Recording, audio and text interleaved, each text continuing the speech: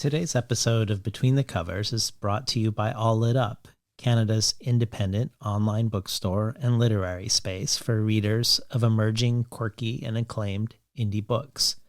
All Lit Up is your Canadian connection for award-winning fiction and poetry, author interviews, book roundups, recommendations, and more.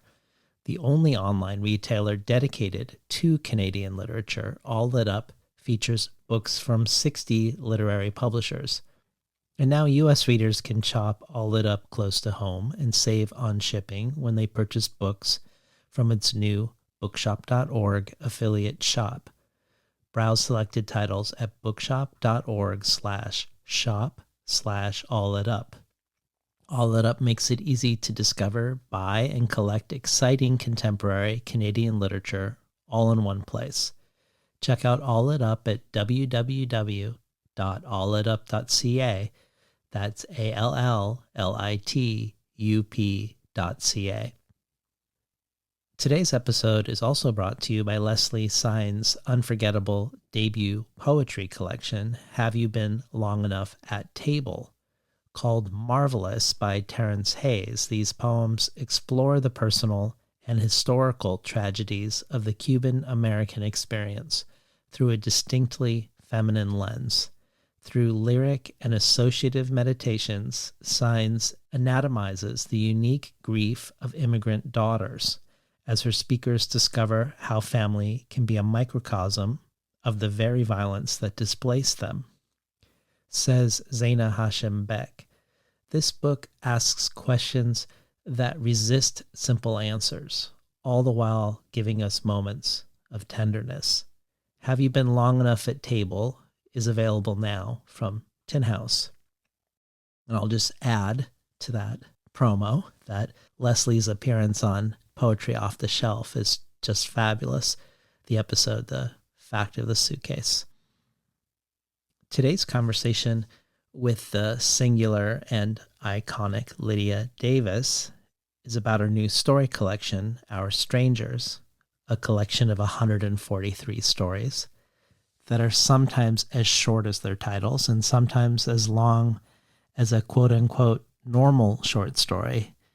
But either way, they always seem to conjure the questions, what is a story? Is this a story? And if it isn't, what is it? Today's conversation is, of course, a fiction conversation, a conversation about narrative and storytelling, but it is equally a poetry conversation, and deeply so. And perhaps like no other conversation, it is a fiction conversation, a poetry conversation, a nonfiction conversation, and a translation conversation, while always talking about her latest stories, which are often engaging directly with language and communication, and which are often composting lived experience and found materials into her fictional pieces. Our Strangers is the first book in bookshop.org's new publishing venture, Bookshop Editions, which arose due to Davis's desire to publish this book in a way that bypassed Amazon. And we discuss this and other ways she is engaged politically in her life, and how these ways do and don't find themselves into her stories.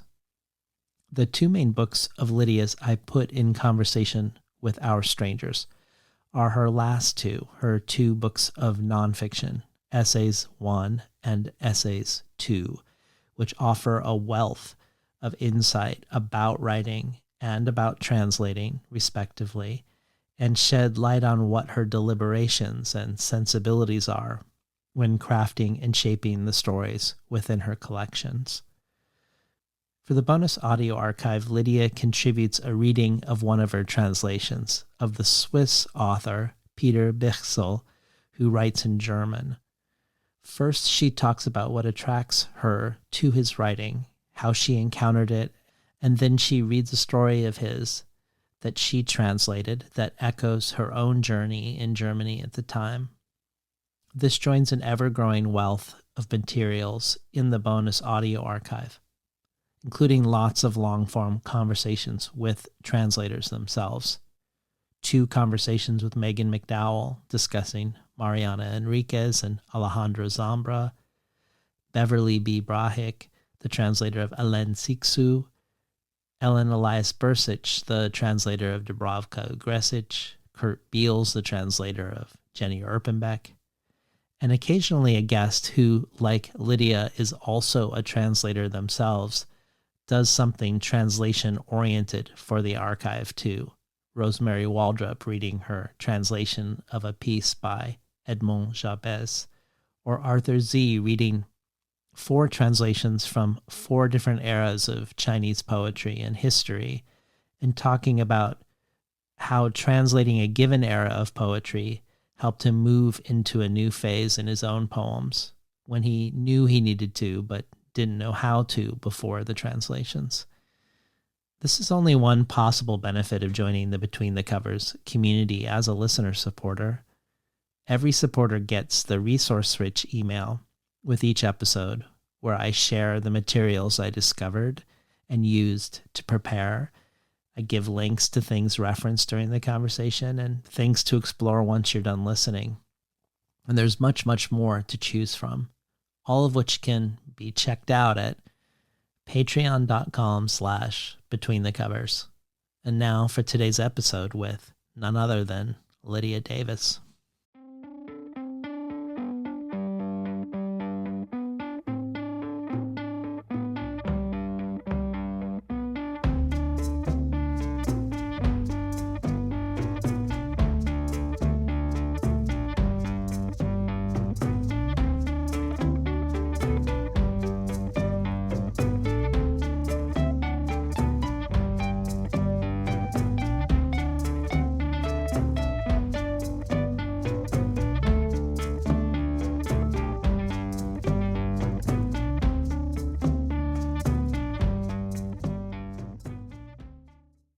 Good morning and welcome to Between the Covers. I'm David Naiman, your host. Today's guest is short story writer, translator, novelist, essayist, and some would say poet, Lydia Davis.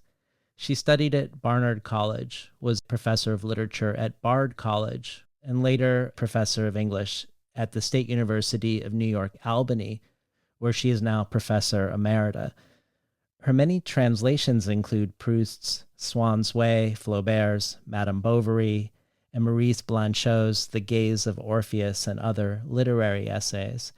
And she's the recipient of the Chevalier of the Order of Arts and Letters from the French government for her fiction and translations. Davis is the author of many short story collections, including the National Book Award finalist Varieties of Disturbance, Almost No Memory, Break It Down, and Can't and Won't. She's a recipient of a Whiting Award for her fiction, a Man Booker International Prize for Achievement in Fiction, and the Penn Malamute Award for Excellence in the Short Story. She's been bestowed with a Guggenheim Fellowship, a Lannan Literary Prize, and the MacArthur Fellowship, otherwise known as the Genius Grant, and is known as the great exemplar along with Diane Williams of the short fictional form. The MacArthur Award citation said, "For Davis, restraint represents a platform for taking risks." The critic William Skidelsky said Davis redefines the meaning of brevity, and the Man Booker jury said her work had the brevity and precision of poetry. The panel chair, Christopher Ricks, added, "There is vigilance to her stories and great imaginative attention, vigilance as how to realize things down to the very word or syllable, vigilance as to everybody's impure motives and illusions of feeling." Lydia Davis is one of the rare contemporary authors whose work has appeared in both the Best American Short Stories and Best American Poetry, short stories of hers appearing in Best American Poetry 1999, 2001, and 2008. Her fiction has appeared widely, everywhere from The New Yorker to McSweeney's, Tin House to Conjunctions to Noon. In 2019, Davis published her first book of nonfiction, the remarkable Essays 1, a gathering of essays, commentaries, and lectures written over the past 5 decades, and of which Parul Sehgal said in the New York Times, "Davis is our Vermeer, patiently observing and chronicling daily life, but from angles odd and askew, Essays 1 allows us backstage into the creation and revision of her stories and her notes on her influences. Essays 1 was a finalist for the National Book Critics Circle Award and followed by Essays 2, her essays on translation, of which Philip Lopate says, "We come away from Essays 2 with renewed respect for a writer whose grasp of languages is profound and whose capacity to shapeshift from one to another is quite exceptional." And Cornelia Channing adds, "While writing about writing can sometimes wander into theoretical, navel-gazing territory, Davis's approach here is thrillingly concrete. Several pieces describe, in vivid, granular detail, her process for translating the first volume of Proust. She pops the hood and lets us see how the literary gears turn." We're lucky to have Lydia Davis here today to talk about her latest book, her story collection, Our Strangers, a book of 143 stories told in a wide range of voices and literary forms. Our Strangers is the inaugural title in bookshop.org's new publishing imprint, Bookshop Editions. As a result of Lydia looking for a means to publish and distribute this new book in a way that bypasses Amazon, where Our Strangers will be found in physical stores, independent booksellers, and at bookshop.org. Kirkus, in its starred review, calls it an overflowing treasure chest of jewel-like stories, a collection you'll want to keep on your bedside table by one of America's most original short story writers. And speaking about Davis's fiction more broadly, Colm Tóibín says, "Davis is brilliant. She captures words as a hunter might and uses punctuation like a trap. Davis is a high priestess of the startling, telling detail, a most original and daring mind." And Ali Smith says for The Guardian, "This is a writer as mighty as Kafka, as subtle as Flaubert, and as epic-making in her own way as Proust." Welcome to Between the Covers, Lydia Davis. Hello, pleased to be here. Well, I wanted to start with form.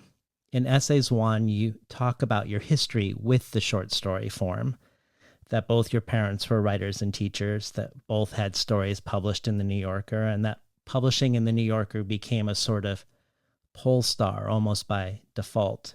That in college you thought your writing choices were limited, either poetry or prose. And if you chose prose, then the choice was either novel or short story. But once you'd chosen short stories, it was the normative form of the short story that would be written. And when you've looked back at your early traditional stories now, you've said that they seem like Hemingway influenced pieces. But once you encountered other ways of writing, whether Beckett or Bernhard, you started removing many things associated with the form.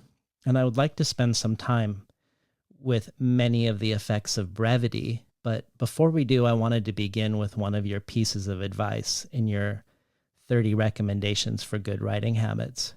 One of those recommendations is, don't provide a lot of context, explanation, or exposition. Saying less is more. And I think this is true about your writing, whether you are writing a one-sentence story or a 20 to 30-page story, both of which appear in Our Strangers. And of course, backstory, exposition, context, interior psychological characterization are all common features of many short stories. So talk to us about why doing less of this is better for you personally as a writer, and also why you might put this forth as writerly advice for others. Well, it's tough because I do think each person chooses his or her own way to write. I wouldn't really want to say there is only one way and that one shouldn't do this and should do that. That's really not going to work for most situations. So I can contradict some of what I said and say that traditional short stories with all the trappings, the introduction, the setting, the characterization, the dialogue, the denouement, and the conclusion, that work beautifully for many writers in many situations. But I don't think it should become an ironclad form that one has to follow to write a successful short story. I think what I meant even more was sentence to sentence. Often people over-explain, over-contextualize, that you can cut away a lot of that and keep the surprise from one sentence to the next. And I do that in my own revision. I can go to sentence number 2 and say, oh, I seem to repeat a little obvious information here, or I seem to give some obvious information that I don't have to give. And my tendency really, when reading other people's work, I'm often perfectly satisfied with it, but when I want to revise someone else's work, it's often in the direction of cutting. If only they hadn't used all those adjectives, or if only they had, given us one sentence less. It's hard. People love to talk and they love to write. Once they start writing, they love to write. So write all you want to the first draft, but then get a little more rigorous in the next draft, I guess. Well, when you talked to Francine Prose for Bomb Magazine 25 years ago now, you talked about living in France after college and having trouble with the traditional story form. There was one long story that you were working on endlessly that took over 2 years to finish, with many failed versions, but that you started doing very short stories at the same time to break yourself out of this sort of rut of not writing or resisting writing. You set up a goal at the time of writing 2 tiny stories every day. No matter how silly they were, you said you had to finish 2 one-paragraph stories a day. Fast forward 2 decades, and you are translating Proust's Swann's Way and the long sentences of Proust with the nested clauses, and you decide, while you're immersed in the complex syntax and ongoing thought of Proust's prose, to try a new form in a similar spirit, I think, asking yourself, how short can I make a piece of my own writing and still have it mean something?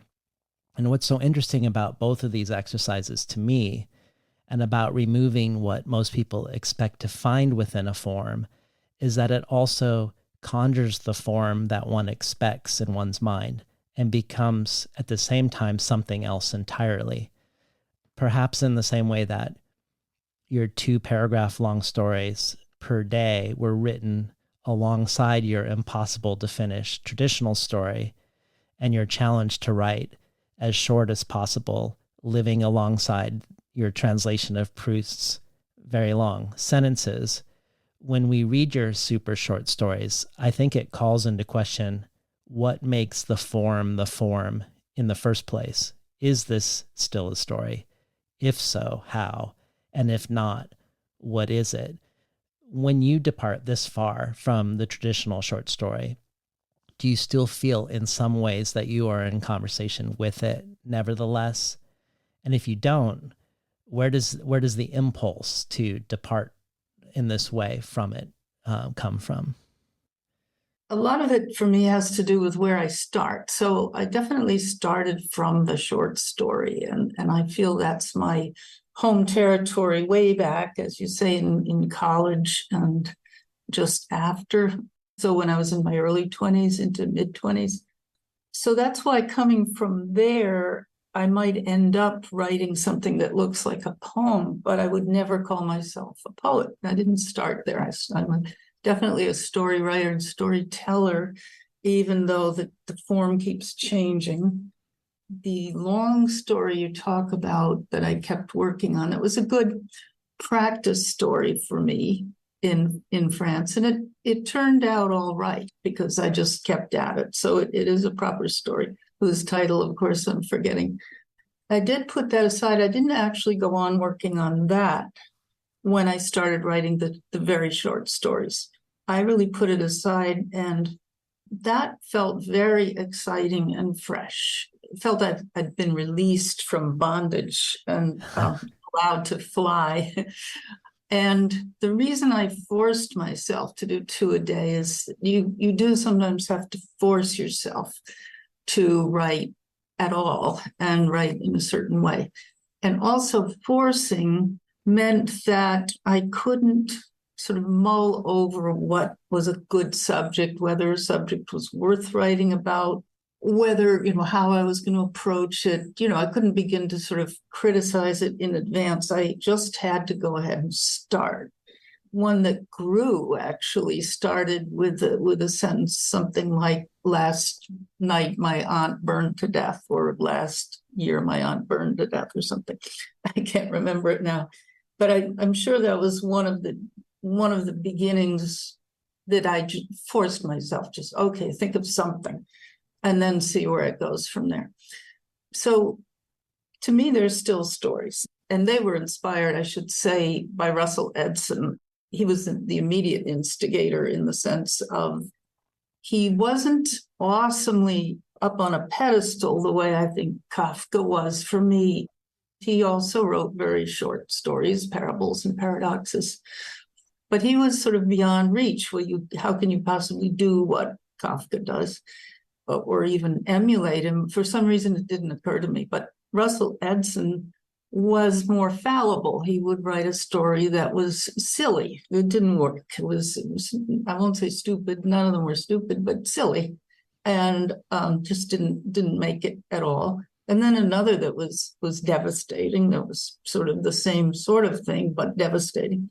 So he gave me a way in, the way a B movie sometimes shows you how movies are made, and why brilliant movies are brilliant. Not that he was a B writer, but there would be B stories. And I thought, wow, he was also sort of transgressive. For me, he was writing about dead daughter this and dead daughter that. We're going to have dead daughter for dinner. Just weird and crazy and highly emotional things. So that also freed me up. Okay, I'll just write about anything I want and just make myself free my imagination and my emotions. So that's why it was so liberating. I was not trying to fit into a form with appropriate subject matter and so on. I was just doing what I wanted to do.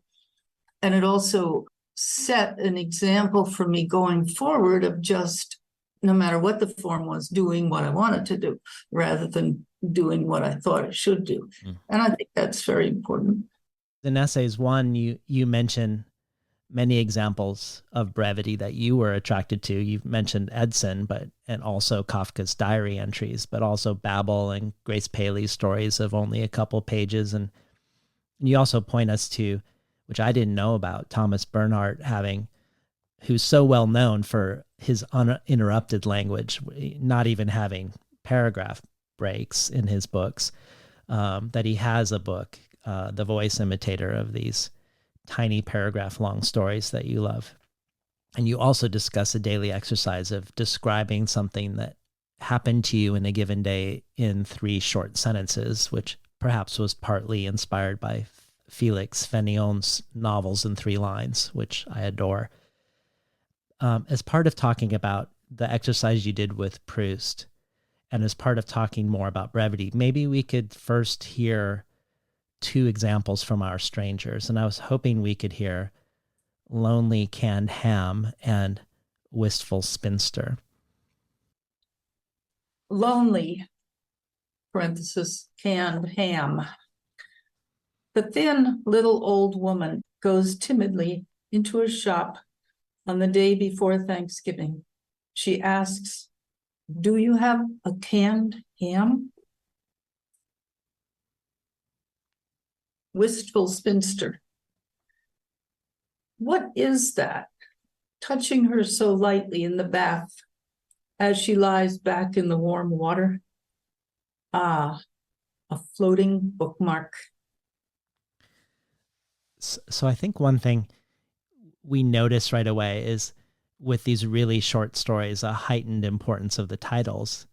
They become an important part of the piece. The words lonely in the first one and the word wistful, neither of which appear in the respective stories, I think they do a lot of work, because the timid old woman shopping for Thanksgiving the day before and buying a canned ham might suggest loneliness as one of several possibilities, but being oriented that way in the title allows us to flesh out the scene in a mood of loneliness, perhaps in a similar way to reading the title or caption beside a more abstract painting might.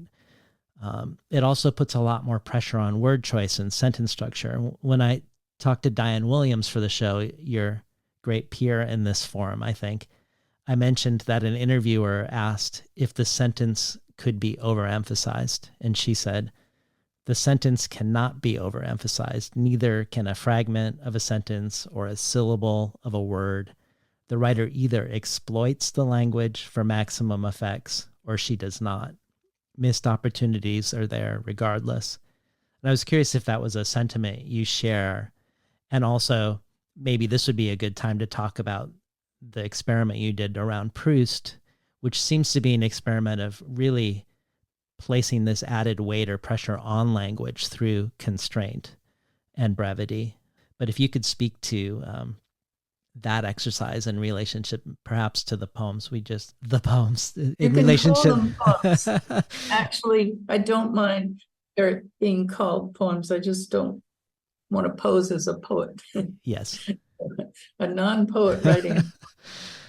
Well, first about the titles, they're very important. Obviously, they're vital because I don't want to, in a way, clutter up or weigh down the text itself with extra explanation sorts of things. And there's a great weight on the title. Speaking of weight, it stands by itself off the top of the text, and it's sort of an intermediary. I didn't really start thinking about all this till I wrote these very, very short ones. It's sort of an intermediary between the text and the reader. It's sort of the announcer. It says, okay, here's what's coming. And it's not exactly the same in the same voice as the text. So it's an interesting phenomenon. And some titles are very straightforward and plain, like War and Peace. This is a book about war and peace, but it's still in that middle intermediate space. So with some of my very short pieces, the text is already there. I don't have to do a lot of revision. With some I do, but with some I don't. They're already there and there's no more to be done. So then my revision effort or writing effort is in just how to write the title. Even the parenthesis, lonely, and then canned ham in parenthesis. Well, the words canned ham, I guess you go back to what Diane Williams said, because it's the syllables, it's the assonance there that partly interests me. Canned ham, it's very, and very kind of pounding. And it's also kind of funny. I mean, the poem isn't funny, but lonely by itself would be a little more full of pathos. But then when you put in the parenthesis, you're pretending whoever this intermediate voice is pretending to explain further what she means by lonely. Lonely, by which I mean canned ham, or which has to do with canned ham. It's sort of funny, even though the situation isn't so funny. But canned ham maybe in itself is funny. So it's already there in the piece. It's somehow comical. Even if you had a large family gathering at Thanksgiving and the host or the hostess said, "Oh, we're having a canned ham." Well, that would be funny too, because it's sort of the opposite of what you associate with Thanksgiving dinner. And the titles, they do all function slightly differently. So Wistful Spinster is a little different. It sort of just sets you up to think, okay, here's again, lonely. Here's a woman who wishes she, I use the sort of old-fashioned word spinster. We don't talk about spinsters at all anymore, but it has the associations of what it used to mean. Spinster is seen as a woman alone who wishes she weren't alone. And so then you add wistful. And so that sets it up. That one I probably did more revising in the body of the body of the piece. I think I didn't quite understand the quote from Diane, but if she means that every syllable is vital, I agree with that. Strangely, though, the longer the piece gets, the slightly less vital it gets. I mean, it's still important, but you could write. I'm thinking of, say, early 20th century books, huge novels. I probably have the wrong examples, but I'm thinking of books like McTeague or sort of huge American classics that aren't actually that well written. They're a bit sloppy, but in a book of overwhelming sort of scope and character and drama and political message, the sloppiness just doesn't matter that much. So in those cases, I don't think every syllable matters. But when you get down to the level of Diane's stories, which are never hugely long and certainly never sloppy, or my shorter ones, then it matters much more. It's very vital. Well, Elisa Gabbard, the poetry editor for the New York Times and also a past Between the Covers guest, she had a recent article called "Can a Poem Be Too Short?"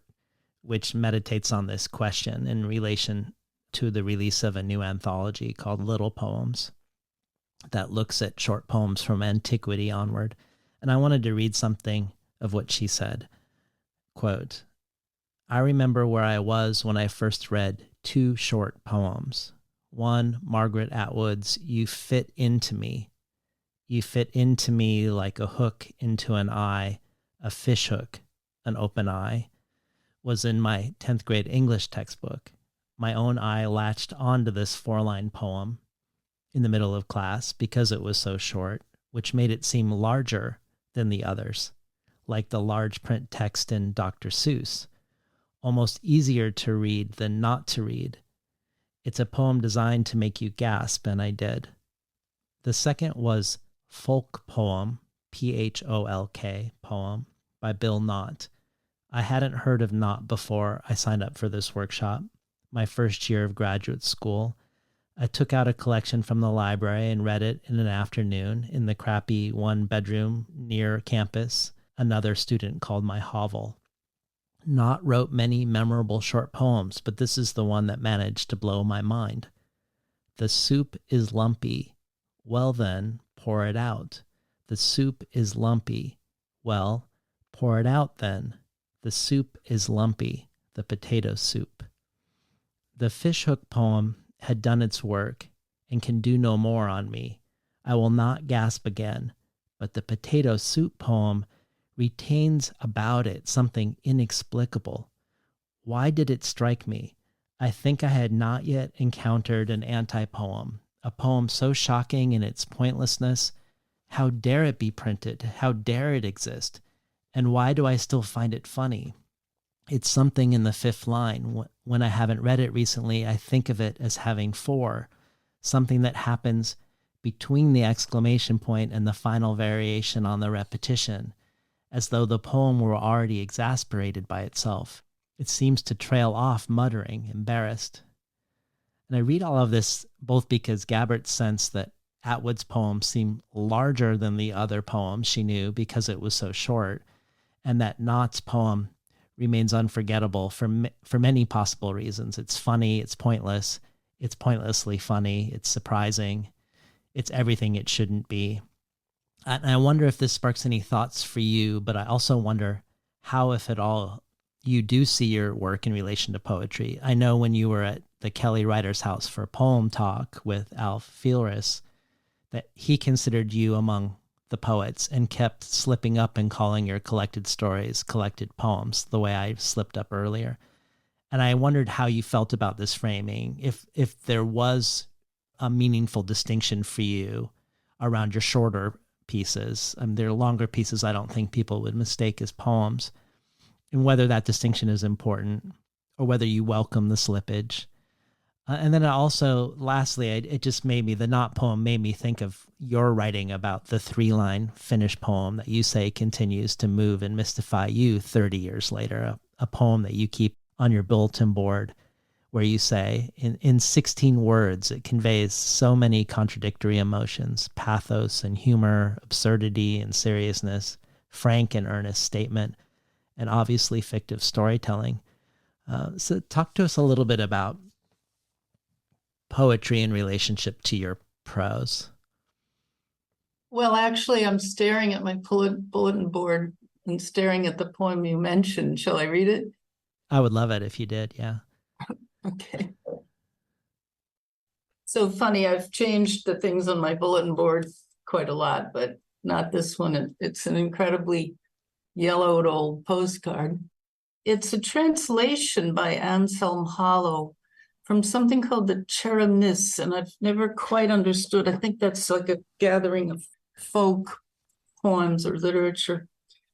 And it does sort of define for me what a good poem can do. And it does sort of answer the question about, can a poem be too short, in the sense that a good poem can be as short as it wants to be, not too short. A bad poem can be as long as it wants to be, and it doesn't make it any better. And it doesn't make it good when it's a bad short poem. And I think what you quoted, what was her name? I'm sorry that I can't. Lisa Gabbard. Gabbard. What she said was what I would agree with, that the Atwood poem is over in a second. It's sensational. And it doesn't give you all that much afterwards. The other, I don't quite agree that it would keep giving me, but I'd have to hear it a few more times and think about it. But I think there's more going on there than in the Atwood poem.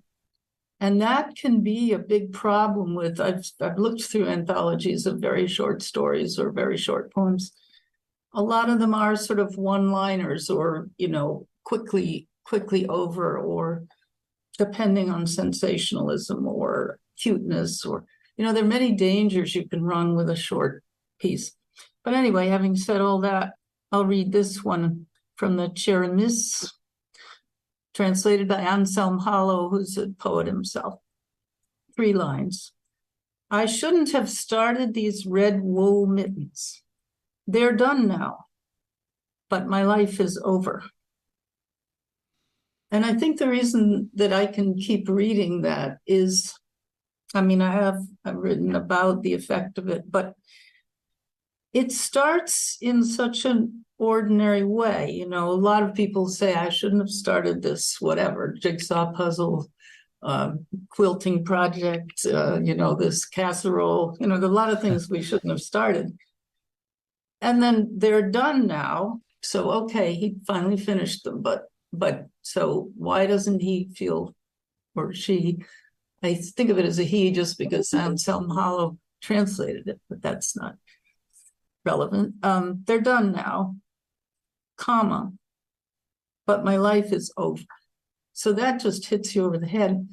And I can keep reading it even though I know the end, because there's still the hopefulness or the matter-of-factness of the first 2 lines. That I shouldn't have started this casserole. It's done now, but I'm terribly late for the place I was going. But my life is over is so. And I actually wrote something that imitates that slightly, but I'm not sure I'm ready to read it yet. It's about learning German, that my German is better, but I'm dead now. I'm dying now. And that's funny, but it's also relates to an idea that's very moving to me. But I think I'd rather talk about it a little later. So that's what I have to say in response to the short poem problem. People often refer to Hemingway's short poem as the sort of classic example of, for sale. I always quote it slightly wrong, but for sale, baby shoes never worn, or something. But that is like the Atwood poem. That's a one-shot thing, that's how sad about the baby being gone. But it just seems to me too frontal and too obvious, and I don't find it moving. So in response to one part of your question, do I mind the confusion between poems and stories? I don't mind it. And I also think it's productive of very interesting conversations. What is a poem?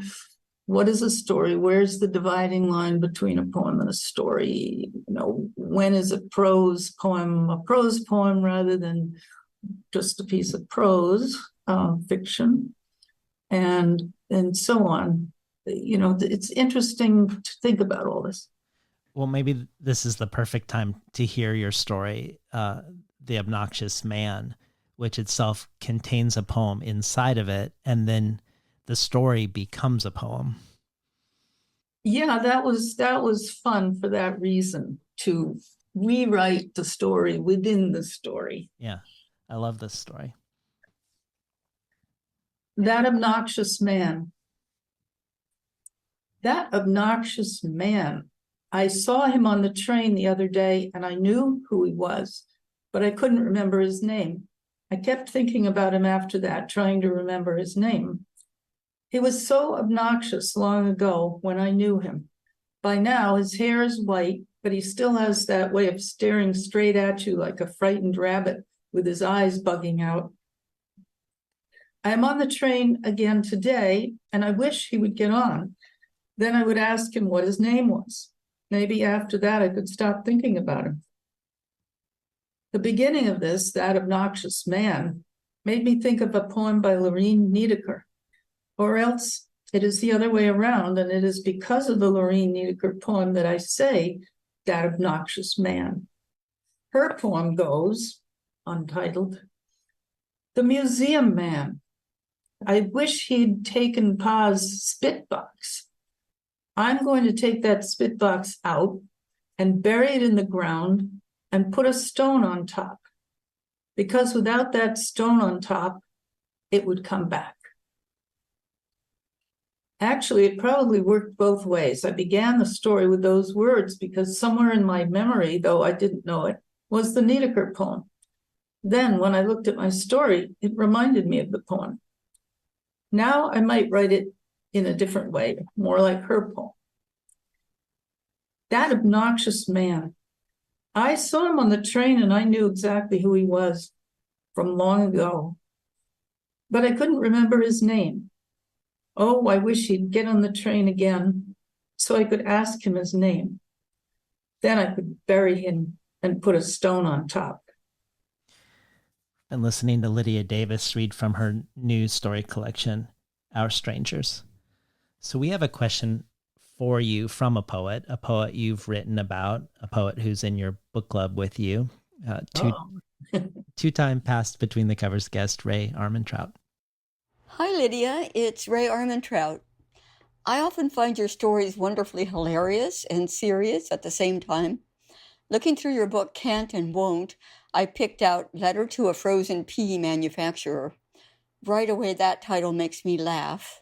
Then the first sentence is, we are writing because we find the peas illustrated are of the most unattractive color. I don't know why I find that so funny. Maybe it's the use of the first person plural. Maybe it's the formal phrasing. It would be possible to think works like this are satirical, but that doesn't seem quite right. Would you talk about the role of absurdity and comedy in your writing? That's very funny. Yes, my friend Ray, whose poetry I've been reading since early 1980s, I think, when I first met her. So comedy is always with me, and absurdity, I guess, in my life. Obviously, I write a lot about my life, not about my life, but from my life, material from my life. And it's all around and gives me great pleasure, even in the midst of difficult things. Probably not the most difficult, but mildly difficult things, as the funny aspect of it will always be obvious to me and sometimes make it all right. I had a good friend years ago who has since died, who similarly would tell me story after story, and almost all of them with, oh, we laughed so hard. Oh, we had such a good time laughing. And they would be stories that were not fun to experience at the time, but she would find a humorous aspect. If a friend of hers was collapsed on the floor, and the firemen were trying to get to her to help revive her, and my friend Vi would keep getting in the way in her distress to try to bend over her friend, and she said, "Oh, I kept getting in their way," and it was so funny because the friend did recover, so it was all right. It was funny by the end. There are people who see humor in things, and there are people who just tend not to see humor. And I'm very grateful that I do see humor in things and absurdity. And I suppose, as with the canned ham story, they're sort of side by side. People, you observe strangers in grief, but there might be something funny going on at the same time. It's just there all the time. I don't really know. Without examples, it's easier for me to talk about examples, specific stories, but that obnoxious man, there's humor throughout for me, and maybe not much pathos, because it's not a terribly serious or difficult situation. And neither is Lorene Niedeker's, Pa's Spitbox. Well, who knows? Her relationship with her father might have been very fraught, or the Spitbox was just something she hated when she was a kid. So I don't know. Humor is present in Ray Armentrout's poems also. I guess I also appreciate it whenever it's present. I appreciate it. It's just another dimension. For sure. You've said before about Beckett that his work is so closely accurate psychologically that it becomes absurd and moving at the same time. And about Russell Edson, that sometimes absurd subjects make it easier for difficult emotions to come forth. And I think of you and your work as you describe the work of these two. And I also realize that in Our Strangers, I feel like a lot of the humor is a language or communication humor. Mistaken identities, like mistaking new things as if they're old things, new husbands as if they're old husbands, questions of misspellings, the word hemorrhaging and the failures to spell it right, whether Gramsci is an Italian designer or an Italian Marxist, how the word fun in English is also a Chinese noodle, the presence or the absence of E in acknowledgement. It feels like the humor of a writer and translator, of course, or at least the humor of someone attentive to the slippage between words and what they represent.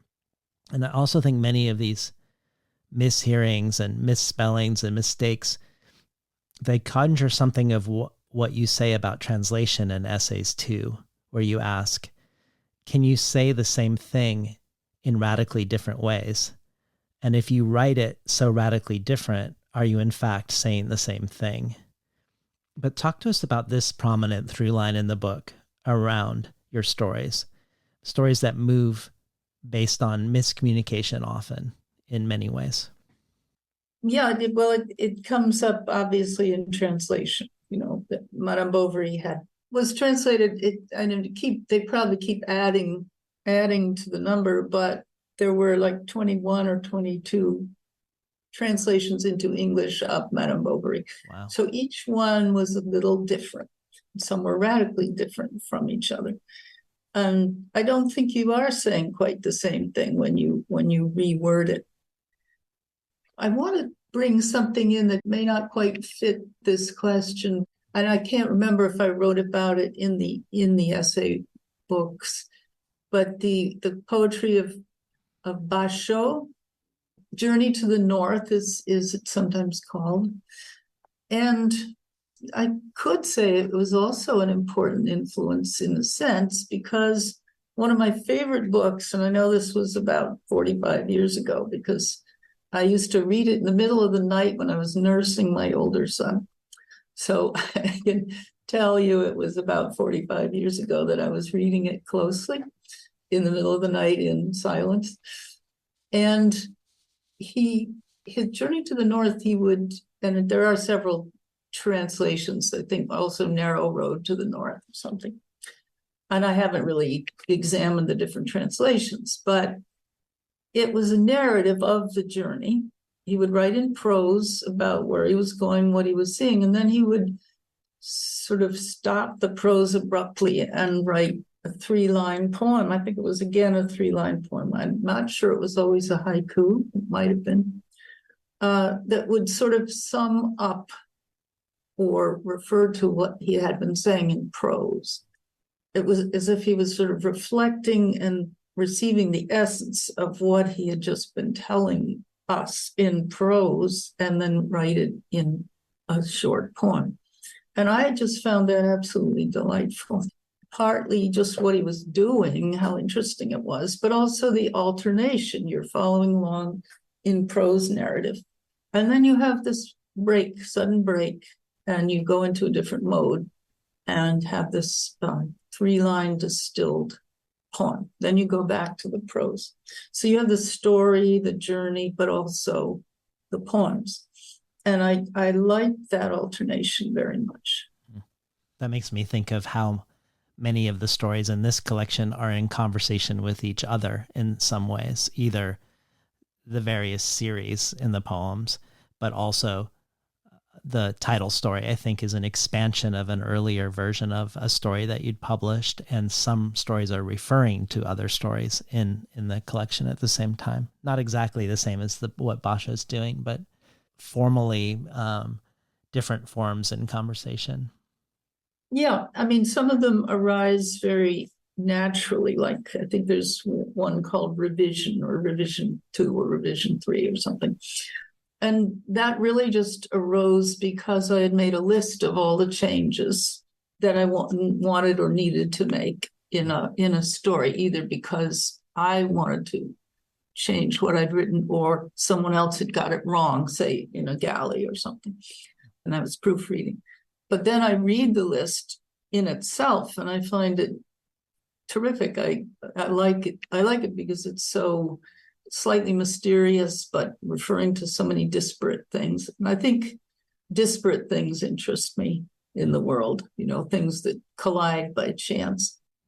So that kind of story about writing or about an act of writing, that arose naturally.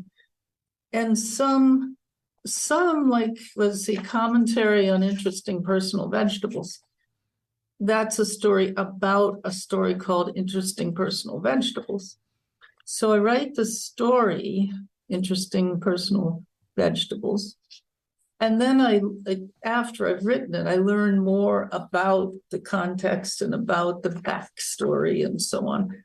And rather than just change the original story, I think, well, that's another story, and I like that story too. And I think it's the first time this has happened. I think I could be wrong in a book of mine where I write a story that comments on another story.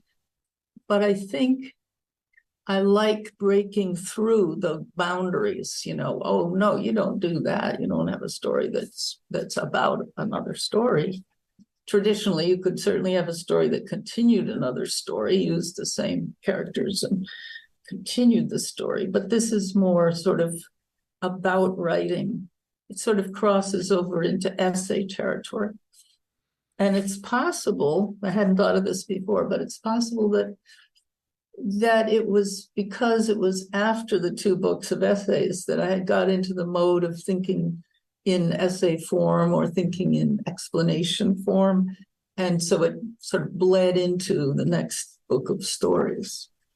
Well, in your recommendations for good writing habits, 2 more of them are to read poetry regularly, even if you only write prose, and to learn at least one foreign language. And I suspect at least one benefit of both of these practices, poetry and thinking and speaking in another language, is revealing the effect of syntax. Syntax is something that comes up often when you describe what you love about a writer. You describe Beckett as having impossibly tangled but correct syntax. You describe with admiration Bernhard's tiny stories as having a tight structure, a completeness, and a hyper-complex syntax.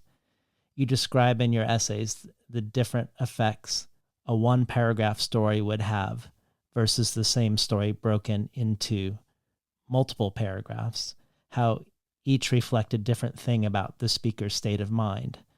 And you talk about the importance of knowing the concrete origin of abstract words. For instance, that the origin of the word ostracize comes from the word for pottery shards. Lastly, you talk about the importance of knowing the history of English pre- and post-Norman conquest, which words are Anglo-Saxon in origin and which are Latinate. And I wonder if you could speak a little to syntax and etymology for us in terms of how it's influencing your fiction writing. Maybe an example comes to mind from the book, or just more generally about the importance of these things, including the origin, whether it's happening before the Romance language influence or not when writing. I did grow up in a household where my father was fascinated by word origins and etymologies, and where the dictionary stood on a stand in the living room, lay on a stand. I don't know, I don't like the wording of stood on a stand. lay open on a stand in the living room, and he would often get up and go over and look up a word out of curiosity and report what he was finding. And my mother thought it was interesting too, although she didn't have the same habit. So, for example, when I first opened a checking account, I opened my first checking account, my father explained about endorsing a check, and he explained the word etymology because he couldn't help it. So the word endorse has the word for back in it. So you turn over and write on the back, and that's what endorsing is. Oh, wow. And it's related to the dorsal fin of a shark or a dolphin. I think, do dolphins have dorsal fins? I can't remember. But anyway, so for me, that constant reminder, well, of course, it implanted in my brain, but it also reveals the metaphorical aspect of a regular word that would be opaque to us if we didn't know that. An example being gregarious. Well, it's just a bunch of syllables if we don't know that it actually comes from the idea of a herd, the Greek word for herd of animals. So if you're gregarious, you like mingling with the herd. And it brings it alive. It gives a lot more color to the language of so-called abstract words with their concrete origins, but it also allows you to use them more accurately, because if you're aware of the metaphor that's inside them, you won't use them in a way that contradicts that metaphor. So sometimes, you can tell I'm a very schoolmarmish kind of teacher and, scolder. I don't really go around scolding, but I'm aware of all these things, and I did prize accuracy when I was teaching, accuracy in word use. So that's what I have to say about word origins and etymologies. I still love exploring them and learning them, and I still am surprised all the time. As for syntax, I just admire what can be done. Obviously, that I was going to say anyway, that even though I was writing so short when I was translating Proust, I delighted in his long, complex syntax and admired it tremendously, and really enjoyed the challenge to me of reproducing that syntax without sacrificing it. I never cheated by breaking up a sentence. I wouldn't have dreamed of doing that. I tried to use the same punctuation. I think I certainly wouldn't have stuck in some semicolons to break up the sentence that way either. So that acrobatics, when it's done gracefully, is tremendously pleasing to me, even though I don't particularly write that way. Mm. Speaking of syntax, one book I would highly recommend to any writer is Virginia Tufts' Artful Sentence, Syntax as Style. It's an amazing compendium of all the different sentence structures possible and what they're useful for.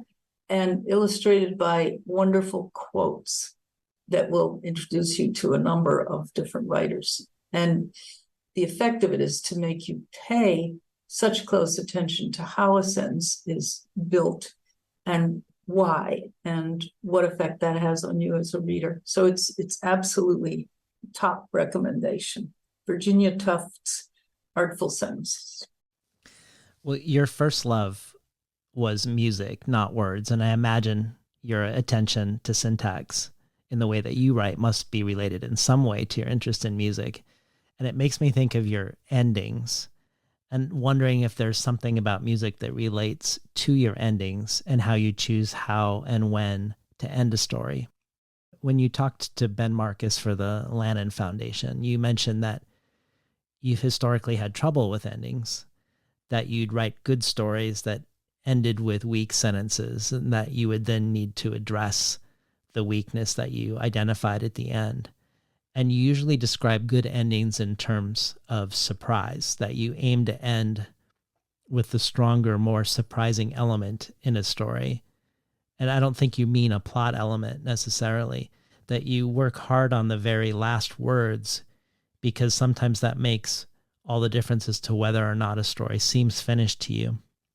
It seems to be about sound, rhythm, and surprise more than story itself and narrative.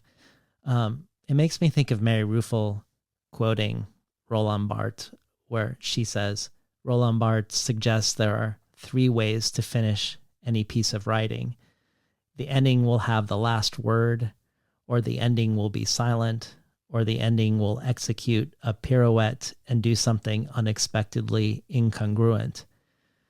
But returning to the 3-line finished poem you have loved for 30 years that you read for us, where you say, how can a 3-line poem that on the surface is quite simple and direct, 3 plain everyday statements, continue in some way to surprise me each time I read it?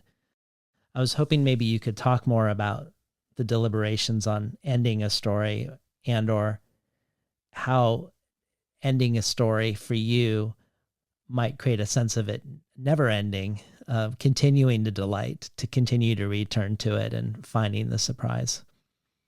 When I said that trouble with endings is sort of a constant, it's not really a constant. In other words, some stories, I mean, I think endings are very difficult anyway. They're often very difficult for a lot of people. And they have been difficult for me in that sense, that a story is good all the way through, but then is not good at the very end. So endings are harder than beginnings. You can start almost with anything and make a good story, but you can't end it weakly, which doesn't mean, what I was thinking when you were asking the question was that every ending works a little differently. Or let's say there are, say, like Roland Barthes mentioned, 3 ways an ending can work, but let's say there are limited numbers, but there are different ways that an ending can work. So sometimes, like in my shortest one, the ending is part of the whole thing, part of the point. So it's not even a question. And then, say, with a longer story that has more of a plot to it, I think it's good sometimes to introduce something new at the very end, or when we talk about something unexpected, it can be unexpected but prepared for during the story. The way in a good film, there'll be something unexpected at the end, but it was prepared for, so it doesn't seem gratuitous. I can read one story I'm looking at one particular example in which the very end was added much later. It's only 4 lines and a title. Great. Let's hear it. So the title took, and you may not even like this one, but the title took a lot of work because, again, it's got to set it up. So the title's very long, and the title is, it's sort of like part of a conversation. The title is But after all, this is the necessary first stage of his construction work. And then the piece is almost as long as the title, not much longer. 4 lines. Please, Mr. Wasp, stop chewing on my bench while I'm out here trying to read. And then in parentheses, or Mrs. So I personally love the last line. And it didn't come along till very late. Usually the most of its life in this piece was just, it ends with while I'm out here trying to read. And what interested me was the sort of accidental companionship of the wasp chewing on the bench while someone's trying to read. The wasp makes her slightly nervous because he's a wasp. And then I realized I was calling him Mr. A friend of mine I read it to or sent it to didn't like Mr. He thought it was too cute. I thought of abandoning Mr., but I liked Mr. And then I realized, well, I don't know if it was a Mr. or a Mrs., and I liked the idea of Mrs. Wasp. So I just ended it with in parenthesis, sort of to myself, or Mrs. And wasps do that. They chew on a piece of wood to make a kind of mash that they build their nest with. So that's an example of the ending that was sort of okay, but this ending is better. Some endings, I was going to say, can trail off, and they do trail off, but it's okay. It's sort of like life, it just trails off sometimes. An interesting incident or even someone telling you a story will just sort of shrug and say, well, that's how it ended. Sort of, that's okay too in certain stories. Well, you yourself have exposure to many languages, German immersion in Austria when you were quite young, later French, Latin, and Italian in the US, and several months in Argentina when you were in high school. In essays too, you say, by drawing on the resources of a language other than your own, you become more and more knowledgeable about your own language. And also you say, the more problems you encounter in the other language, the more ingenious you have to become in your own. Which makes me think back to your challenge of how short can I go and still retain a sense of meaning, which makes me wonder if your use of constraints like that brings something that you love from the world of translation into the world of writing, that it isn't just the pleasure of writing, but also the pleasure of solving problems, which is something that you've stated is part of your pleasure of translation, is the pleasure of writing and the pleasure of solving problems. That especially given your statement that the most important skill you can have as a translator is not expertise in a foreign language, but the ability to write well in your own language, that maybe these problems of translation and the problems that you choose for yourself in constraints are 2 different ways to improve oneself as a writer. Is that a bad presumption to make, that they serve a similar purpose? That sounds a little bit as if my aim is to improve as a writer, which it sort of course, it always was from the beginning in one sense. How can I write something as good as my heroes? You're right that it definitely, a constraint forces you to be more ingenious and to use the resources of your language more resourcefully. Did I repeat resource and resourcefully? That's another thing my family did, is they would not let us speak in a poor way. Oh, really? If we repeated a word inadvertently like that, clumsily, they would often call us on it, which makes you slightly self-conscious, but you get used to it.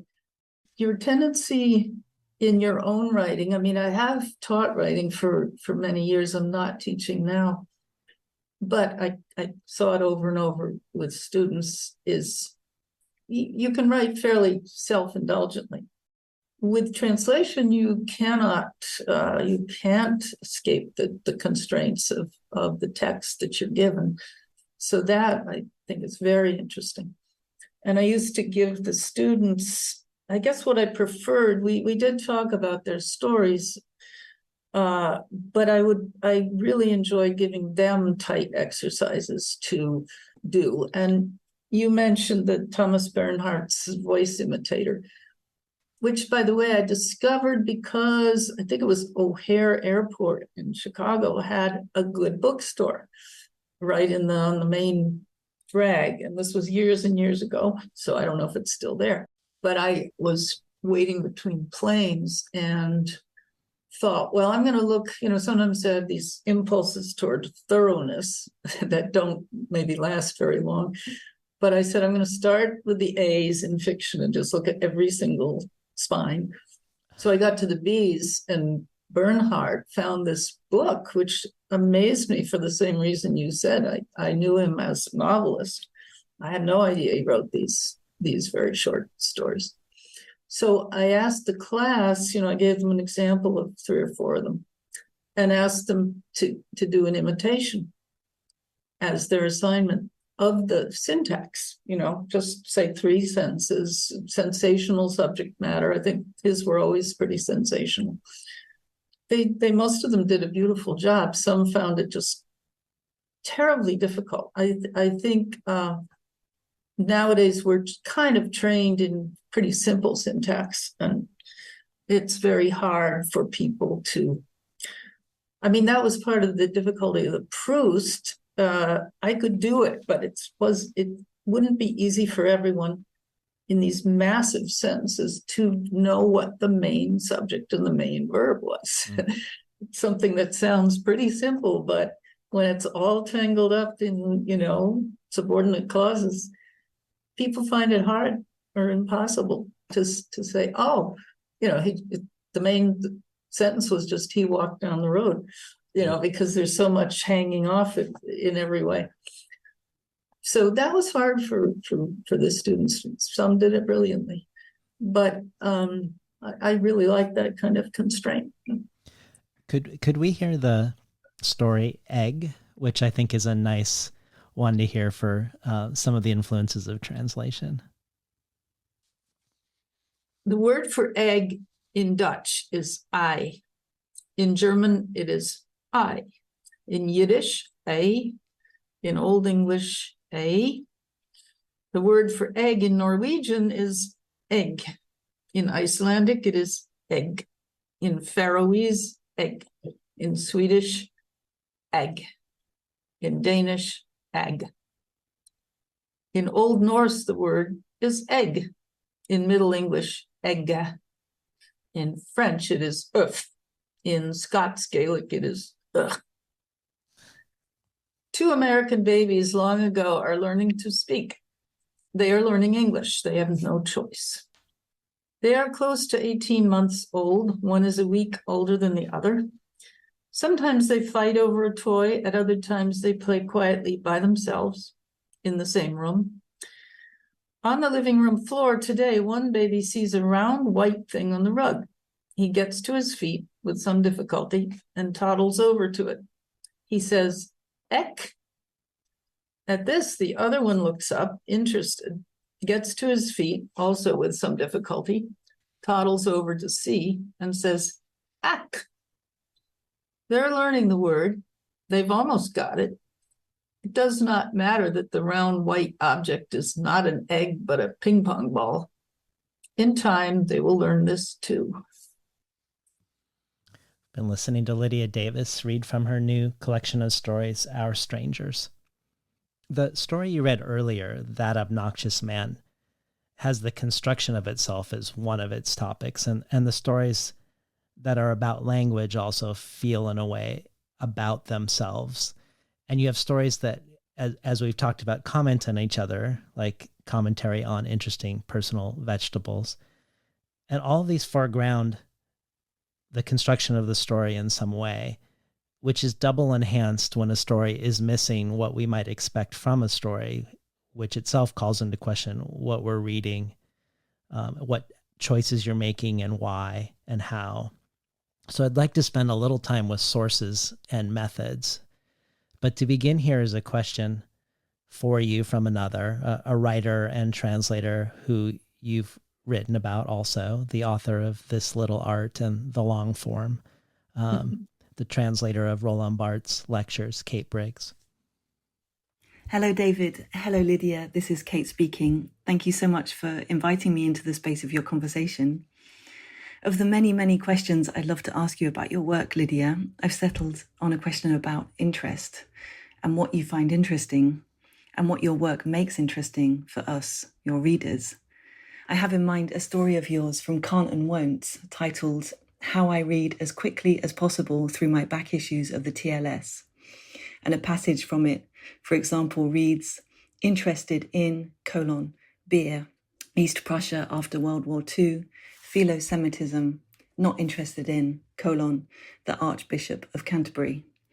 I'm also thinking of, I think, what was probably for me the most vital and transformative piece of writing advice I've ever received from your first collection of essays, which was to cultivate my interests and therefore, in a way, my character, to hold to what I specifically, genuinely find interesting, however unlikely or untimely that might be, and to start work from there.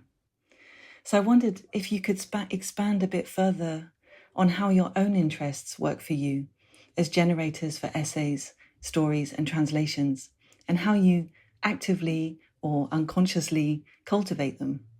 But I also wanted to ask whether it's ever felt hard for you to stay interested and also to stand by your interests. And if so, how and why and what happened? Another complicated question. It's her book is terrific, by the way, This Little Art. I haven't read her new book. I think she has a pretty brand new book out. She does. I'm looking forward to very much. So she's asking about interest. My problem is I'm interested in too many things, and seriously interested in them, not passing interest. Very, very many, many things. I'll start from the TLS piece, because I still do that. I still find myself looking through back issues of the TLS and being interested in this, that, and not that, and this and not that. So I had been doing that for quite a while because I would tear out the articles that interested me, and I still have bags, grocery bags of old issues upstairs, and had to get through them somehow. So anyway, I began to see what I was doing and see what I like also is the variety. I think I mentioned before, the sort of disparate things coming together. And this happened too with the, say, table of contents of the TLS or the London Review or any other good journal. Just the variety, here's a review of a book about South Pacific, and here's a review of a book about Canadian military history, and it's just all over the place, and all the different readers are going to read one or the other or both, and it's appeals to the variety of interests of the readers and the writers of the books they're reviewing. I love that variety. My own interests are very many and keep expanding, unfortunately. When Kate asked if I lose interest, I don't usually lose interest in anything that I'm seriously interested in. So it continues, but I add other things to it. I order a lot of books through my secondhand bookstore, and I have a good sort of book searcher who never minds how often I write to her, because she says it's part of her job. So I write asking for, and then I can see again the variety of interests. This book club you've mentioned a couple of times, we're reading the poetry of John Clare, early 19th century poet. So I'm asking her for books of John Clare's writing. But then I might try to remember what I've lately asked her for. But I do a lot of work on the climate committee in my village and keep discovering new issues. And the issue that I've discovered most recently is darkness, we don't have enough darkness. Mm-hmm. I mean, it wasn't that I didn't realize that before, but it's just become more pressing somehow, that too much light kills off insects, alters their behavior. It's a serious problem.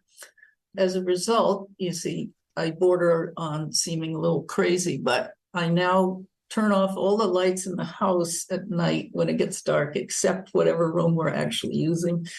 And if I go from room to room, I take a little lantern, a little a little camping lantern with me, rather than keep turning on the lights of every room I go to, turning them off and on. If I don't have to stay in the room, I this is really recent. So here's a new interest, is darkness. I'm interested in lots of different things, and always interested in people. I mean, it seems to me that my stories are born of interest in language and how you use expressive language, and in people and how people behave. So I think, have I answered her question, do you think, or was there more to it that I forget? Well, let me extend Kate's question a little bit. I want to ask you how and why certain things that you do pay attention to may or may not appear in your work. Something that I think might ultimately bring us back to questions about plot and narrative and story. Because there are many things you are very interested in the world at large, which you've alluded to some already. You're very engaged with regards to social justice issues, primarily global climate apocalypse. 4 or 5 years ago, when my show was in person, I reached out to you to see if you might be coming through Portland for your book at the time. And you said you had decided to stop flying for the rest of your life, and that it seemed particularly gratuitous, this custom that we have of flying all over the world to have conversations. You've tried to minimize buying new things. You try not to kill insects. You're pro-weeds. You're a vegetarian. All of which could be said to be attending to the non-human beings on the planet and mitigating our harm on an individual level. My favorite act of yours that feels like an act of social justice to me isn't related to climate change per se, except that you could call it an alternate form of travel, that you want to attempt to translate at least one short work from each language that your own work has been translated into as a form of cultural exchange, which I really love. All of these things are part of your life, but not necessarily directly and overtly part of your fiction.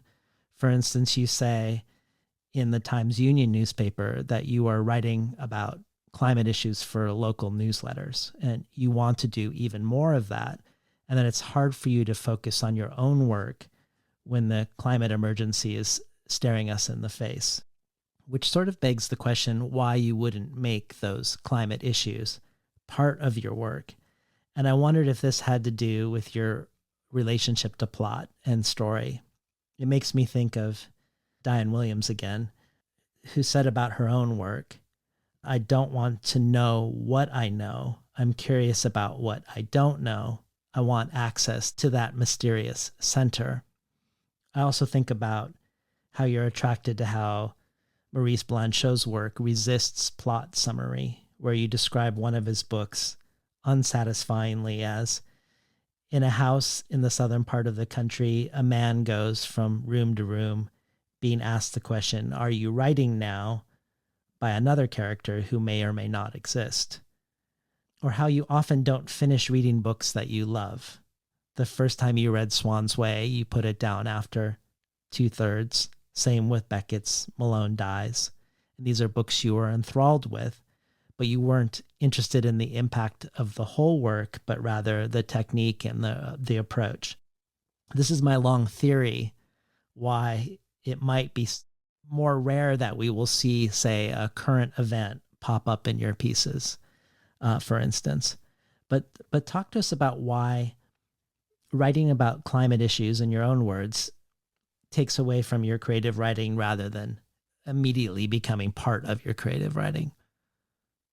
I just meant takes away in terms of time. I mean, my preoccupation now has been for some months completely with the climate committee that we have, even though we're tiny and, we're not going to make a huge difference. But that's my response to feelings of apprehension, fear, panic, whatever, is to do something rather than just carry on the way I've been carrying on. So all my time and energy is slightly fanatically spent on planting native garden sites around the village with my cohorts, who are sort of equally dedicated, and changing one asphalt parking lot, which we literally have been doing, into a habitat, into a place with shrubs and perennials, and seeing the insects immediately come back. I mean, they're very responsive. I don't mean that the insect decline in the world is suddenly changed, but you plant a flower or you let a little clover grow where it wants to grow, and a bee comes to it, so they find it. So that's very gratifying. So it's just a matter of time. So I just don't feel I have the leisure and the calm to just sit here writing stories about other things.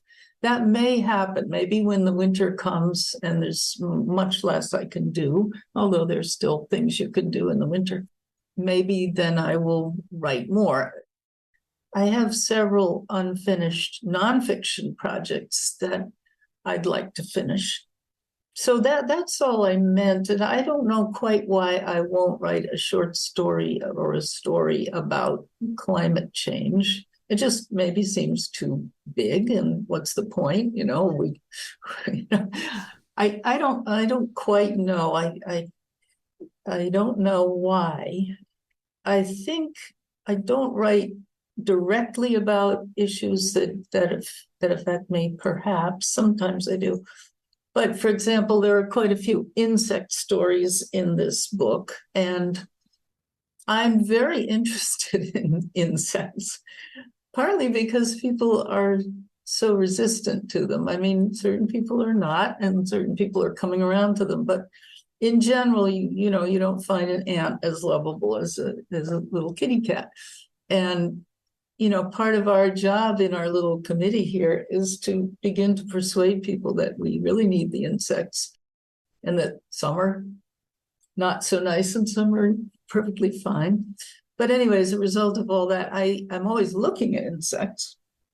So some of the stories reflect that, not sort of me beating a drum and saying we have to love ants, but just me talking about ants because I want to. And the same thing, a few years ago, I was writing about the cows across the road from me. And I just loved looking at them. It was something, not just, they didn't just appeal to me as animals, but visually, they were black against a green field, or they were black against a tan field in the fall. And so they were just very beautiful to look at. But when I was done writing that, and I had to reflect on it and realize that it reflected my caring about animal welfare. So I'm not writing a story that's very frontally about animal welfare. I'm just depicting the cows that I love to look at in a sympathetic way. So I think my interests come in indirectly. They're part of what I want to write about, but not frontally.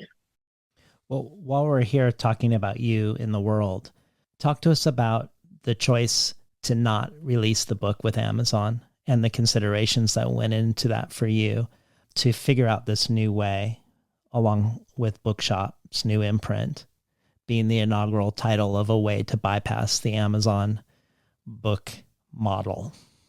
I just don't know why it took me this long, frankly, because I have known about Amazon's poor practices, poor business practices, poor treatment of workers, poor consideration of the environment. I've known about all that for many years, and have not bought things through them for many years. So why did it take me so long to wake up and realize, I'm allowing my book to be sold on Amazon? We get so stuck in the way things are, the way things are done, that just seemed to be the way things were done. And then just at the time my second book of essays came out about 2 years ago. When it was too late to do anything, I realized I didn't like the fact that it was being sold by Amazon, that I didn't want to really contribute to the profits in the system that Amazon had set up. But it was too late. So then I began resolving. It took me a while to just to be very firm about wanting to avoid Amazon, because I knew it would not necessarily be easy. And so it took me a few months even to confide in my agent, who's been my agent since the 80s, who works wonderfully with me and is a very sympathetic person. Finally, I ventured to say to her that I didn't want to sell it through Amazon. And she was completely on board. She doesn't like Amazon any more than I did. And she likes changes, and she likes her job to be exciting. So this was a new challenge. Okay, we're going to sell a book not through Amazon. How are we going to do that? So she went around and talked to different. I think I can't remember the exact sequence, but I think we went to my longtime publisher first for our Strauss and Giroux. And they did work on it for a while, trying to see if there was a way to avoid Amazon, and there wasn't. She tried different publishers who could not, who said they would be delighted to, but they could not. And some were afraid of repercussions from Amazon, which is a real fear in different areas, not just for the workers who work there. So she went to talk to Andy Hunter of bookshop.org for advice. She knew where he stood with Amazon, and she talked to him just to feel him out about it and see what his thoughts were. And then you know what happened. He decided to be a publisher, at least for that one book. Yeah, it's a great story. Could we hear a slightly longer story? I was thinking letter to the U.S. Postal Service concerning a poster, which I think is one story where a lot of concerns enter into this story. Maybe exceptionally so, not a typical story in this regard for you. When we talk about the stories that are about writing or about this or that, I think there's also my impulse to preach. Here's a way I can preach my beliefs. Okay, so this is sort of a leftover, if you could say that, of the series of letters of complaint that were more prominent in Can't and Won't. There was a whole bunch, and then this, and maybe there's one other in here that sort of came echoing afterwards. Letter to the U.S. Postal Service concerning a poster. Dear Postal Service, I was in my local post office the other day, and while I waited in line, I had time to examine a poster that was displayed there. It was large, about 3 feet by 4 feet, and brightly colored, and it said in very large letters, "People are good." The picture behind the words showed the inside of a very large cardboard carton with a few styrofoam peanuts in the bottom. The text of the poster concerned sending a pair of shoes packed in a large box full of styrofoam peanuts. I expected the message to be environmental, asking us to consider the waste involved before we overpackaged what we were sending. I have often been annoyed by receiving items unnecessarily packed in styrofoam peanuts. I try to collect the peanuts and put them into a plastic bag to take to my local packing and mailing service for reuse, since I don't like to throw something into the landfill that will never break down. And I am then further annoyed with what I imagine must be static electricity. The peanuts cling to my hands, my hair, and everything else nearby, so that they are difficult to pick up, and even more difficult, since they weigh almost nothing, to shake into the bag. I always enjoy reading posters that agree with a favorite position of my own, but as I read further, I was shocked to discover the message this poster, co-sponsored by an internet auction service, was conveying: that sending a pair of shoes packed in an outsized bag filled with styrofoam peanuts was what you or your writers or their writers called a kind of love. This seems wrong to me for several reasons. As I understand it, people shipping items that have been purchased through an internet auction are strangers to the people buying these items, and the transaction is purely commercial. If they pack the purchased item with great care, it is either because they are conscientious or because they want to ensure that their ratings remain high and they will be able to sell more items in the future. It is not out of any sort of love, which they could not feel for a stranger, unless they were truly enlightened, which most people are not. But worse than that misconception is the larger message that overpackaging is good, or at least merely a harmless, rather charming foible. To send an item like an unbreakable pair of shoes in such excessive packaging demonstrates no love for the environment. And without love for the environment, any other form of love is less admirable, in my opinion, though that is just an opinion. You are surely only encouraging the sort of wastefulness of which our society is already sufficiently guilty. As a government agency, you ought to be particularly concerned about this. Please reconsider the message you want to send. Yours sincerely. Been listening to Lydia Davis read from her new collection, Our Strangers. So one other thing your writing prompts a reader to wonder is about your sources. For instance, a father character reoccurs in this book with stories like Father Has Something to Tell Me, Claim to Fame, Karl Marx and My Father, Letter to the Father, Father Enters the Water, Worrying About Father's Arm, which makes one wonder if this is your father, and also more generally the role of your life as a source for your fiction or not. You very generously go into various ways you construct your stories in Essays 1. The ways that your life may or may not end up in your fiction, your use of found materials like emails or dreams or an analytical reading of Bernhard's short pieces. In thinking about sources and methods, we have a question for you from Diane Williams. Hi, Lydia. It's Diane Williams here. I'm very eager to read your new book. As you know, I'm a great admirer of your work, and at noon we have been quite privileged to feature your fiction as well as excerpts from your journal. David asked me if I might ask you a question. My question: do you ever plumb your journal on behalf of your fiction? Never, rarely, often. That's very funny. Thank you, Diane.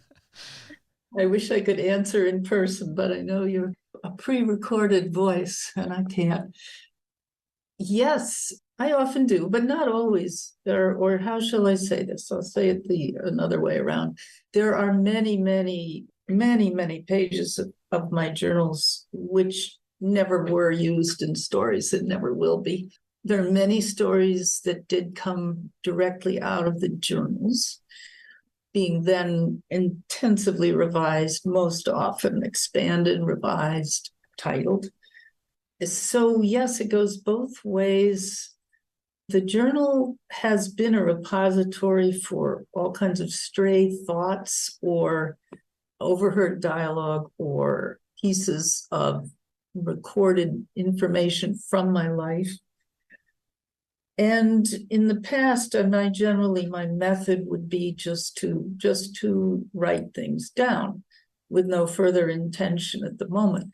Then I might go back, as I still do now sometimes, go back through and say, oh, that is almost a story in itself, what I wrote down. Now that goes for the very short things, obviously, most often.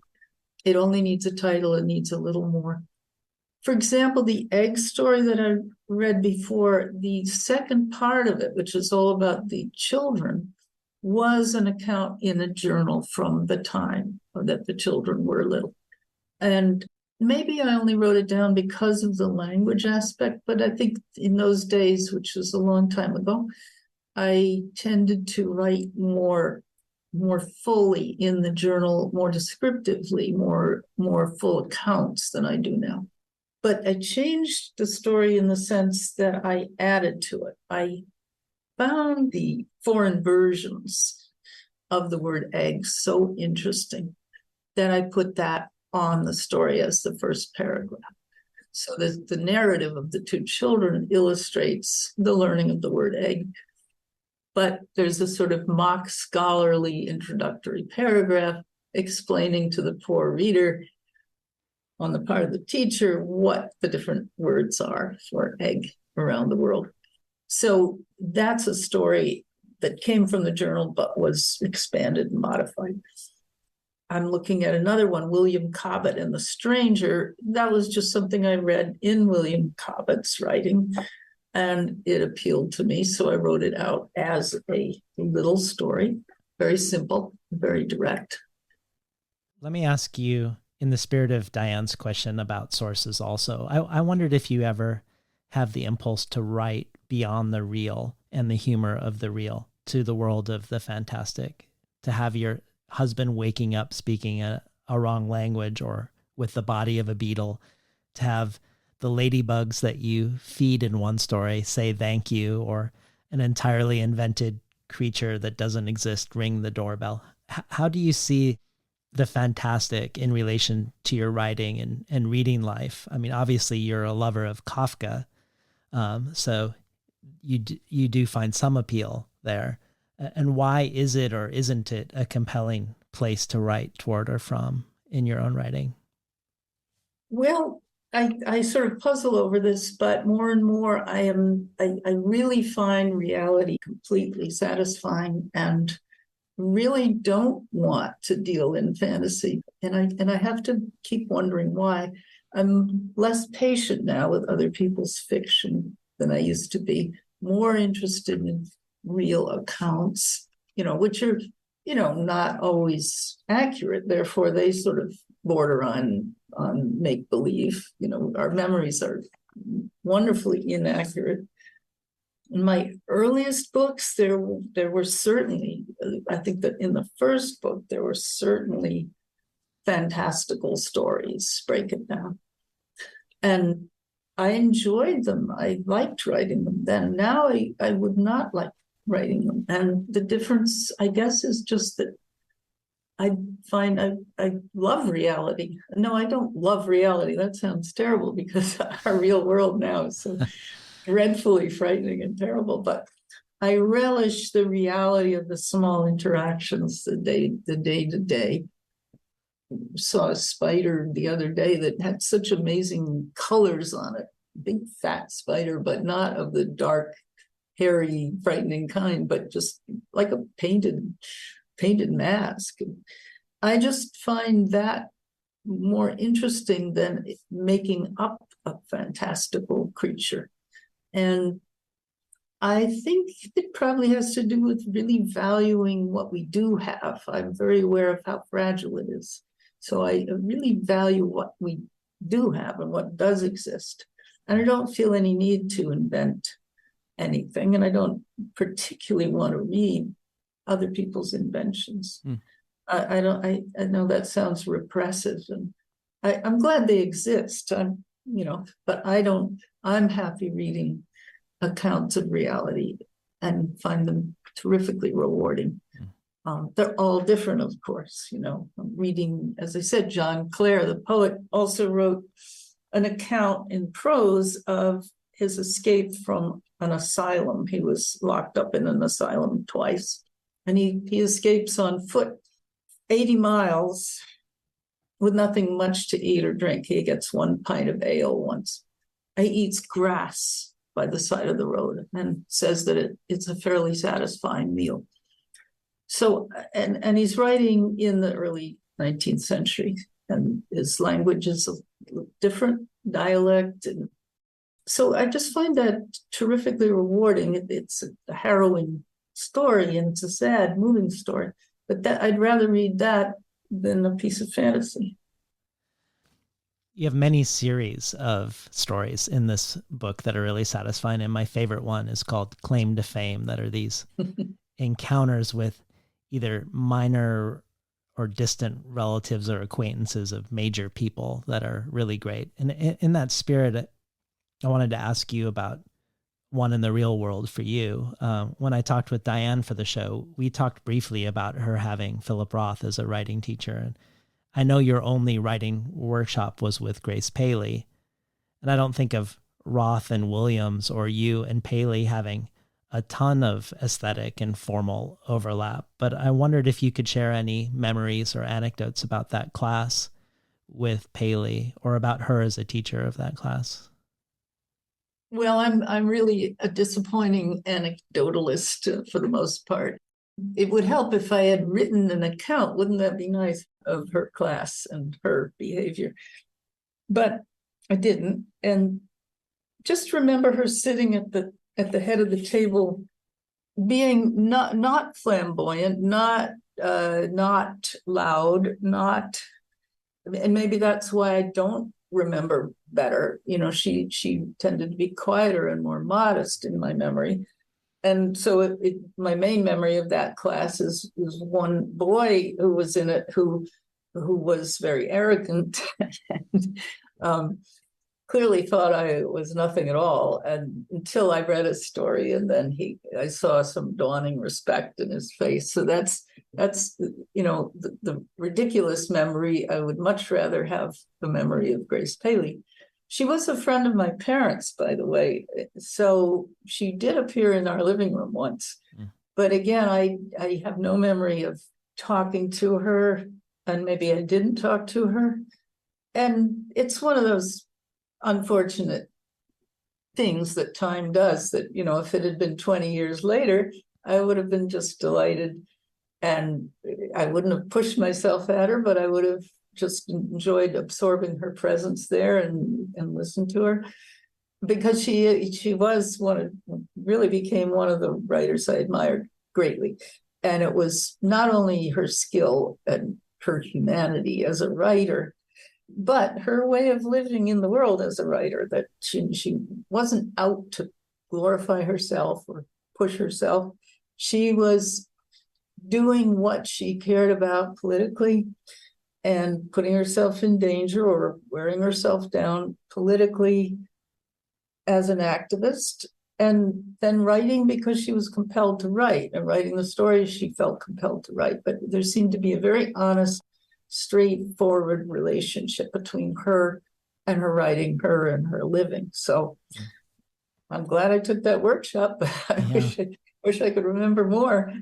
Well, as we approach the end, I feel like we must mention that one of the main themes of the book is the passage of time, and also aging, with stories like The Interests of Old Age, When We Are Dead and Gone, Wise Old Men, Aging, or How He Changed Over Time. And I'd love to go out with the story New Things in My Life. But before we do, tell us what new things we can expect from you going forward, either as Lydia Davis projects out in the world, perhaps a direct action against an oil pipeline, for instance, or or in the world of words, what's coming next for you, either a translation or a collection, or maybe your second novel, for instance. Well, it probably won't be my second novel. And I wish it were a piece of heroic activism. I'm not, I think about it, but I think, is that the most effective thing I can do? If it becomes the most effective thing, if it makes a difference, I probably will do it. But at the moment, I'm hoping everyone will rise up and protest. But at the moment, we're not there yet. It's, as far as writing goes, I've accumulated these projects that interest me greatly, that I would like to finish, because it's not that I'm about to, I still have some years left, but it's the feeling of, now it's time to finish them one by one by one. And as I said before, they're all nonfiction. So the shortest that I can finish, it's something I've published parts of. It's converting a memoir by a great, great, great, great uncle of mine into a poem. He wrote a memoir called Our Village, and it was somewhat rough as he wrote it, but he wrote it very beautifully, but rough in the sense that it's, got repetitions and passages repeat, and it's he starts over again. so on. But it's very beautifully written, and I've been converting it almost as is into a poem, selecting and converting. So I think it's very beautiful, and I want to finish that. But it's mainly his writing. Then there's something I want to do about a 14th century shepherd. I've done a lot of work on that already, but the life of and this is the actual life of a shepherd that we know about because of his testimony in a religious inquisition. So I want to do something with that. And then the third is another ancestor who was a sea captain, left a diary. And what I started doing was, he was in the 1850s or 60s, say he was a sea captain. What I've started doing, and probably still will want to do, and it's very hard to get the form of some of these things, is to reproduce his diary as it is, and then have commentary on it, which I take from Richard Henry Dana Jr., 2 years before the Mass. Do you know that book? I don't. It used to be such a classic. It was very influential to Melville. Melville read it in the 1840s, and it made him want to go to sea. It's an account of really a Harvard undergraduate who has to do something for his health. So he goes to sea as an able seaman, as just an ordinary seaman. And he writes an account of it for people on land to know what the life of the seaman is all about, a sailor. And it's a terrific book. And it was so popular that for a while you used to see it at every library sale. Every library sale had a copy or two. And it's a wonderful book. So I'm going to use Richard Henry Dana's book as an explanation for some things that my ancestor says about sea shanties that they're singing or something. And then I'll have my own voice in there somewhere too. But you can see these are terribly complicated projects. Wonderful, though. Wonderful projects. Well, let's go out with New Things in My Life. New things in my life. It takes me so long to get used to new things in my life that when I am tired, I call my husband by the name of that other husband I used to have, although it was a long time ago by now.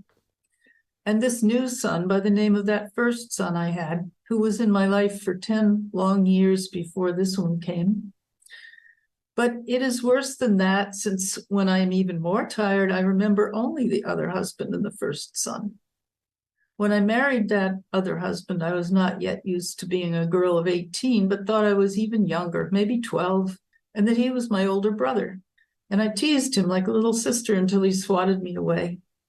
And then when my first son was born, I was not yet used to being a woman of 29 and thought I was younger, maybe a girl of 18, still a child herself, really, and not old enough to be a good mother. Now I look at a young woman standing here before me with her mother, and I think that her mother could be my mother too. She could be our shared mother, because I think I'm still a young woman, though I am the same age as that mother. It may take me a long time to learn that I am the same age as that mother is now, but I will be still older by then and will have learned the wrong thing. I look at another woman of middle age, a motherly woman, and I think she might be my mother, although I am nearly her age myself. But if I see that she cannot be my mother after all, I lose not only this woman as a mother, who might have been my mother now, but also my own mother as she was at that age. If I continue to look at motherly women of this age, thinking they might be my mother and wishing they might be my mother, that they might come into or back into my life to take care of me, I continue to forget that I am now even older than they are. I cannot get used to the disappearance of my mother or of my father either, who were in charge of things and took care of things in their own way, and who took care of me and of all of us, who made plans and changed them, who lost their way in the car and found it again, who lost their keys to the house, to the car, and to the hotel room, and found them again. I cannot get used to the disappearance of that beautiful older sister pursued by neatly dressed college men, or to the disappearance of that high school student older brother with his Latin grammar and his touch typing manual and his cello. Sometimes I forget I am a woman at all, and at these times I am not inside this woman's body with its many signs of age, but inside a smaller body, a body half this size, a body with no gender, or not much, a body that only wants to go out into the sunlit backyard and climb the apple tree. Thank you so much, Lydia. It was a real pleasure to spend these couple hours together. Thank you. I enjoyed it. We're talking today to Lydia Davis, the author most recently of Our Strangers. You've been listening to Between the Covers. I'm David Naiman, your host.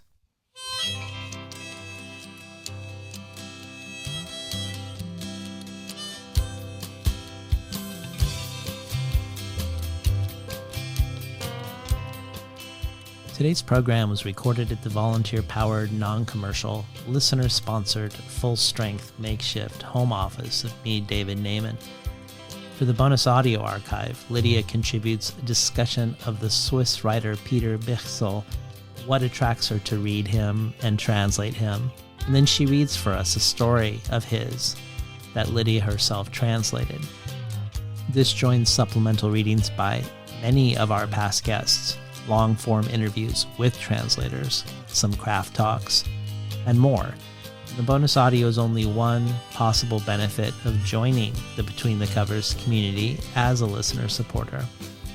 Every supporter can join our brainstorm of future guests, and every listener supporter receives the supplementary resources with each conversation.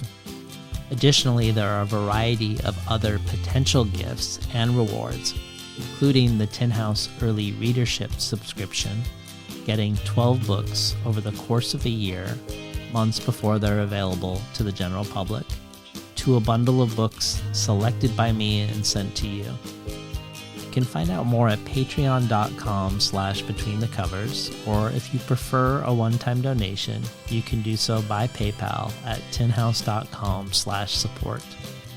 I'd like to thank the Tin House team, Elizabeth DeMeo and Elisa Ogie in the book division, Beth Steidel in the art department, Becky Kramer and Jay Nichelle in publicity, and Lance Cleland, the director of the summer and winter Tin House Writers Workshops. Finally, I'd like to thank Imre Lodbrog and Barbara Browning for creating the outro. Their album, Imre Lodbrog, Issa Petita Me, can be found on iTunes. And Barbara Browning's trove of ukulele covers can be found at soundcloud.com/Barbara Browning.